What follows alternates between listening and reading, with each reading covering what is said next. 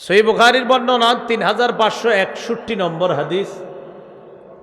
এই হাদিসের মধ্যে আসছে, আনাস বলেন নবীর হাত কেমন সুন্দর ছিল।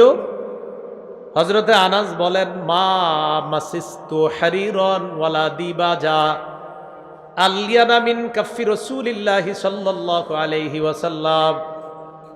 আমি আমার জীবনে রেশম ধরেছি, পাতলা রেশম। হযরত আনাস বলেন, রেশম যত পাতলা নরম, আল্লাহর রসুলের হাতের চাইতে এত পাতলা রেশমও ধরি নাই।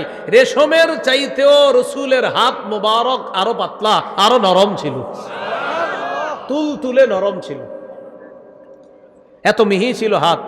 কিন্তু আবার তরবারি যখন ধরতেন, রসুলের চাইতে শ্রেষ্ঠ মুজাহিদ আর কাউকে মনে হইতো না। এরকম আপনার নরম হাত। তো তরবারি ধরলে তিনি হইতেন পুরা ময়দানের মধ্যে সবচেয়ে বীর পুরুষ, আল্লাহ রসুলকে মনে হইত।